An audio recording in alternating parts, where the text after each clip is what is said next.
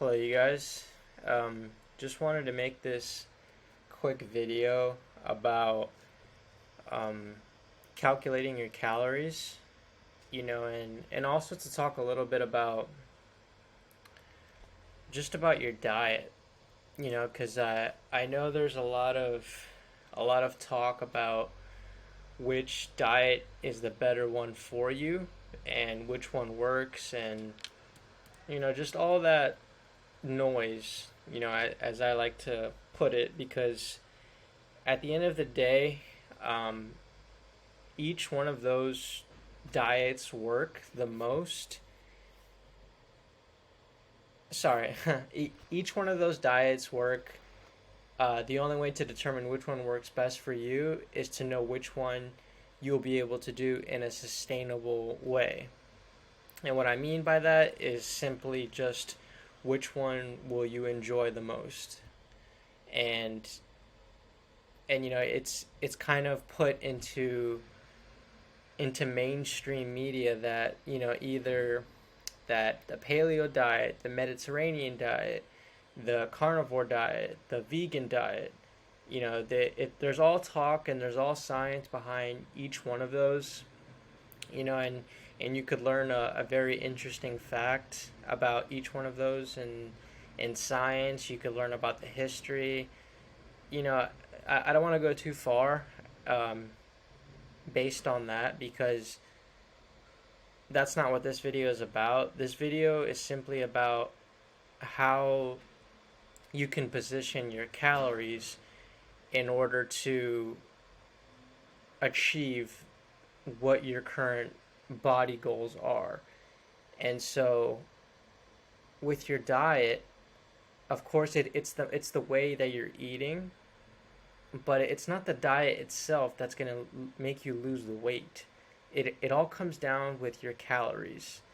And we each need, depending on our weight, our current weight, we each require a certain amount of calories, just for us, like existing, just based on our weight. Our body is expending energy for it to function, and that's taking a toll on your body. That's using your body's energy, so therefore it's burning calories. And so it's simple. If you want to lose weight, um, you would need to be in a deficit, and it depends on how much weight you want to lose. If you have like 20 plus pounds, I would say that you would probably want to go with a higher deficit. And pretty much all a deficit calorie means is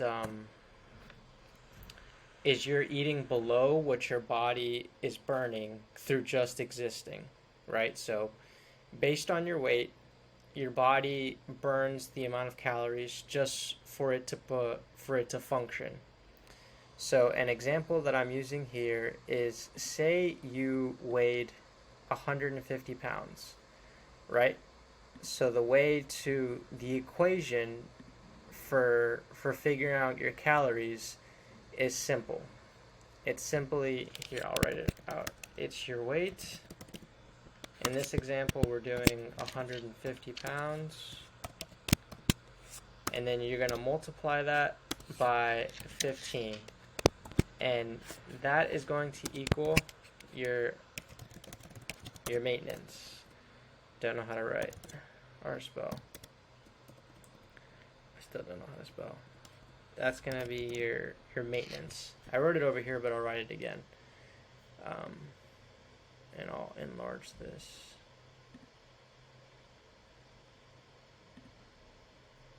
Yeah, it's kind of acting slow, but basically it's your weight. There we go. It's your weight multiplied by 15. Now, this number right here, if you were 150 pounds, this number is the amount of calories you would need to eat per day just to maintain being 150 pounds. And again, there is lots of talk about protein, about fats, about carbs, which are all important. But when it comes to muscle mass, for the sake of this video, it's about building and it's about building muscle, and it's about getting into better shape. It's not about losing muscle, because we all want to at least maintain the muscle that we have so that we can have strength, right? We don't want to become weaker. So just wanted to throw that out there for the sake of this video. That is the goal in this example. So in order for us to maintain our muscle, the equation that we would need to do is zero point 0.8 times our current weight that we are. In this example, again, it's 150, which then would equal 120 grams of protein. Now, there is a lot of talk that, a lot of bodybuilders, just a lot of it around that you need a gram per body weight.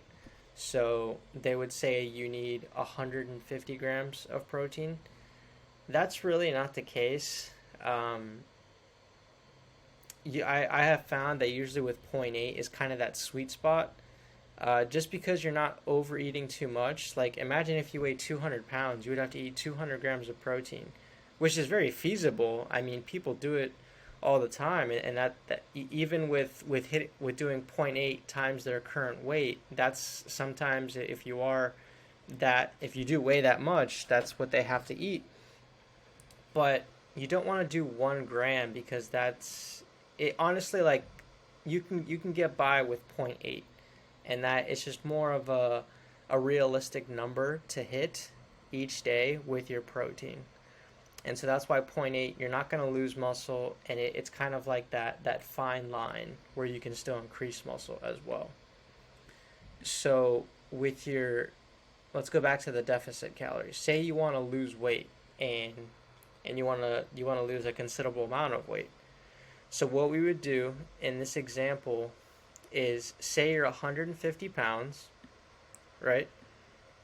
You would do the maintenance calories equation. So you would do 150 times 15, which then equals 2,250 calories. Now, since you do want to lose around like 15 to 20 pounds, we would go only up to 400 calories. The reason 400 is the number is because if you go anything below that, over time, it's just not going to be sustainable. It's too much below what your body burns for it just existing, like how we talked about before.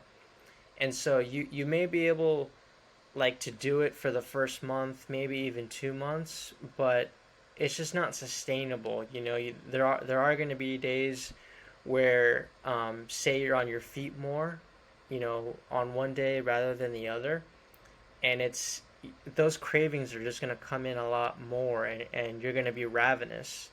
And so again, we want the most sustainable approach. We want something that you can hit every day. And of course, it's going to be challenging, especially if you're just starting eating in a particular way, especially when you're focusing on calories.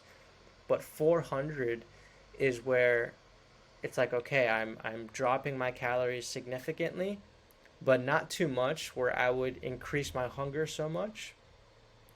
But it's also it's making a dent, right? Because I'm doing 400 below what my body requires. And so your number, if you were 150 pounds, would be 1,850 calories per day. And your protein only sticks to your current weight. You don't need to do the subtraction of 400 or anything.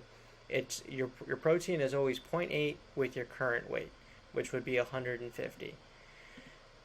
And say if a question that you had was, okay, I'm 150 pounds. With this equation, that means I need to eat 120 grams of protein. What about when I lose 20 pounds?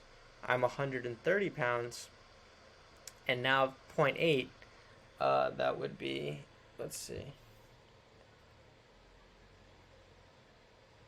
130 times 0 0.8, that would be 104. So that's like 16 grams less of protein. So you could do that, but don't do it like after every pound that you lose, because that many grams of protein would not be that much of a difference. The way I like to look at it is that if you're short 10 grams or if you're over 10 grams of your goal in regards to protein, that it's okay. So unless the difference is would be like under 110 grams of protein, would I not switch it? Just you might, I mean, just keep it the same, just to keep things simple. So that's deficit, right? If you want to make um, a significant goal of weight loss, say if you had 15 to 20 pounds to lose, I would go with most at 400. If you really wanted to like shift gears and you really wanted to challenge yourself, you could do 600, 5 to 600 for like maybe about a month, just to kind of get yourself in that groove and to really get the ball rolling and getting used to this way of eating. Then you could do that, but I wouldn't do it over a month, month and a half, because if like me, you just get ravenous, and not every day does your body react the same way towards these calories. So I would just stick to 400. If you do 600, again, don't do it more than a month. And then we went over maintenance calories. This is just maintenance is mainly for if you like the way your body is right now, you like the amount of muscle you're having, just do the your body weight times 15. That's how many calories, and then of course your body weight times 0.8. That's your protein, and stick with that. Now recomposition calories. This is more of a technical approach that you can do towards fitness. We would use again the maintenance calories, 150 times 15, be 2250. But instead, recomposition, you're in a deficit, but you're in a slight deficit. So it would be minus only 200, because the whole point of recomposition is that the main goal is to not lose weight aggressively, and it's not to maintain. The whole point of recomposition is that you're still losing weight. You're losing at most 2 pounds per month, but you're also able to gain more muscle. If you're at maintenance, I mean, you could gain muscle as well, but it's mainly for just being able to retain what you already have. With recomposition, you're kind of doing a little bit of both. Um, you're losing fat very slowly, but you're still kind of aiming to build just like a little bit more muscle, having that small area for improvement. And then, of course, the protein is the same. And with recomposition, all you have to do is just subtract 200 from your maintenance calories. And over here, I just wanted to talk about fats and carbs because they do matter, but when it comes to protein in your calories are for one are the single most important thing that makes you either lose weight, maintain your weight, or if you want to do the recomposition, it all depends on your calories and your protein. The protein, because you're going to maintain your muscle and make sure that you don't lose it. Uh, say if you didn't have a lot of muscle, then you would be like, yeah, you'd be skinny, but you'd be skinny fat because there's nothing filling up, your skin. Like if you're just bone, then it's not going to look proportionate. Especially if you're trying to build a very fit body, like what makes it fit is the muscle. So that's what you want to hold on to. And that's why we hit our protein every day. But with that being said, fats and carbs do play their role. Um, and these will balance out with your protein. So I want to say that it is important to have healthy amount of fats. So eating foods filled with healthy fats such as extra virgin olive oil, make sure it's cold pressed and organic. Everything organic if you can. Coconut oil, duck fat, raw butter. It just means with raw milk. And beef tallow, which is pretty much like beef fat.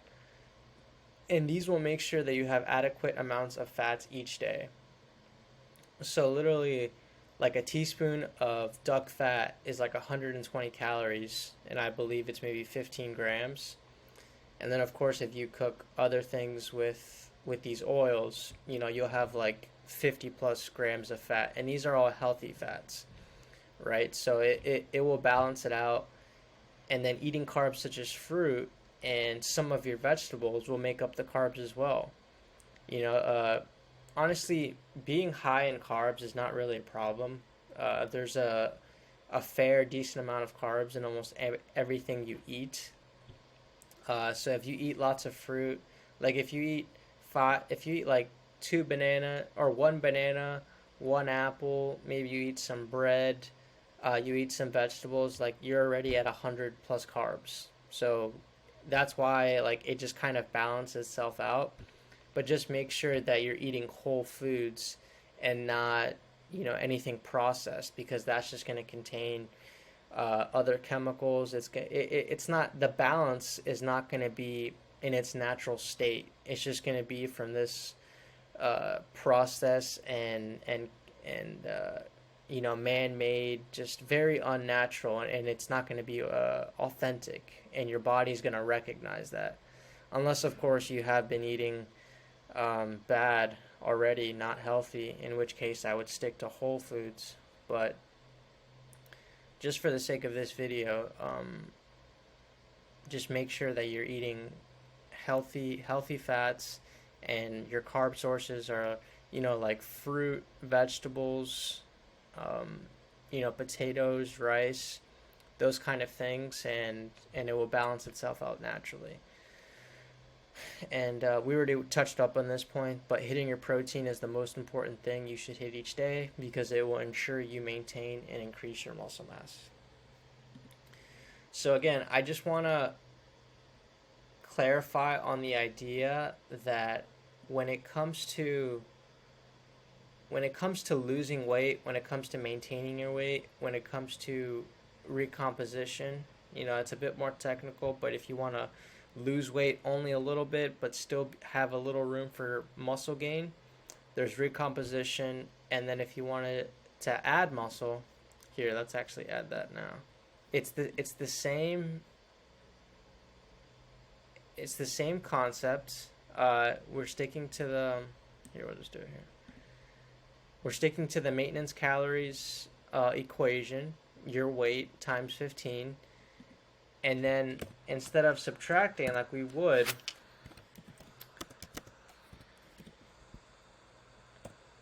here, we'll just do it from there. So yeah, say your weight is 150 multiplied by 15, so that's 2250 of calories per day.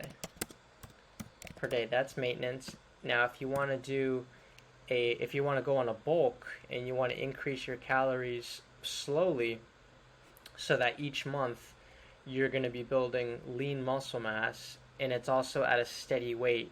So it's not like 1 month you start off 150, then the next month you're like 160, because 10 pounds in 1 month is a lot. So in order to make that increase in weight with minimal fat gain, so that it's not too much, you would do your maintenance, so in this case 2250, and then you would do it plus 200, and then which would be 2450 calories per day. Now, there has been times where I've done this, and I haven't. There would be times where I didn't gain weight at all in the next month. I would then increase my calories by 100 if only after a month I didn't gain anything. You don't gain any fat. Oh, you don't gain any pounds. It's only after a month do you want to make an adjustment. Because remember, when something is working for us, in order for us to be confident that it is working, it needs to be consistent, right? And the same thing is said about something not working. In order for you to truly know that it's not working, it also needs to be consistent. Because when even though you're eating in a deficit, that doesn't mean every day and every month you're going to be losing weight. It's not linear. There's so many factors. Like there's stress, there's water retention. There's just maybe you didn't have as much sleep, therefore your body is not digesting things properly. Did you chew your food? Because if you didn't chew your food, then it doesn't go down as in a much smaller form, and therefore it just kind of sticks there. It's taking longer to digest. So many factors go into it. That's why waiting at least a month is enough time for your body to really kind of adjust to how you're eating.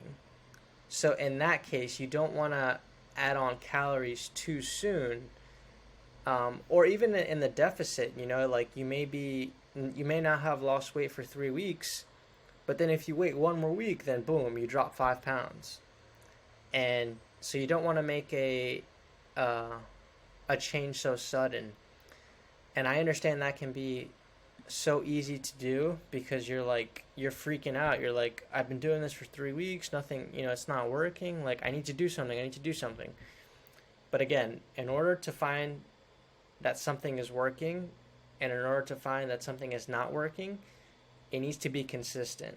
And you need to at least allow a month to go by before you make any adjustments. So I would only add 100 because I found that with 200 it can be a little bit too much, because maybe 200 above maintenance was working, you just needed to wait a little bit longer. So if you make too far of a jump after that, it can, you can start to increase weight a lot faster, which you don't want to. You want it very steadily. So I would do 100 per month if you're not gaining pounds. But yeah, that's pretty much it. This is kind of what I wanted to go over, just to kind of, debunk those misconceptions about which diet is better. Like, the diet that you're going to stick to, that's the one that's for you. But if we're talking about technical terms, if we're talking about what really makes you lose weight or gain weight or maintain your weight or recomposition, like, it's all about your calories and it's all about your protein. It really only just calories. That's what really helps you lose weight. Like, if I were to give you, if in this situation right now, if you're 150 pounds and you wanted to lose weight, so we would go in the 400 deficit, so 1850. If I were to give you 1,850 calories worth of cookies or 1,850 calories of chocolate cake, you would lose weight. It's obviously not the healthiest thing, right? Your body's going to react so bad to it. You're not going to have the same energy. Like, so many other things will be wrong. But if there's one thing that I do guarantee you, is that you're going to lose weight, because that's all your body really sees it as for dropping fat, is the amount of calories that is below the amount of calories it requires just to function regularly. It's all calories. So of course it depends on, if how healthy you're eating. If for me, like, for instance, I only want to eat fruit, potatoes, rice. I only want to eat these healthy fats. I only want to eat grass-fed meat, raw butter, raw cheese, raw milk, like all of these things. But that's my preference, and I know that's what I'll stick to because that's what I enjoy. But if you like having, the particular way that you're eating, then that's fine. Eat those things, but just make sure that you stick to these calories, because at the end of the day, that's what's going to matter. That's what's going to lose you the weight, or that's what's going to gain you the weight. And so I really wanted to, like, stress that and just really get you to understand that that's what matters in your journey, is the amount of calories. And then of course to maintain your muscle and and to build your physique, to have a fit body, just hit the protein, which again is zero point 0.8 times your current weight. But yeah, again, just really wanted to stress that, and I hope you found this video helpful. I try to make it as simple as I could. I realize it's 25 minutes, but um, yeah, on the next videos, I'll try to make it more concise and more clear. But just stick to these equations and eat the way you want to eat, and you'll find that that's all that really matters. All right, I'll catch you guys in the next one.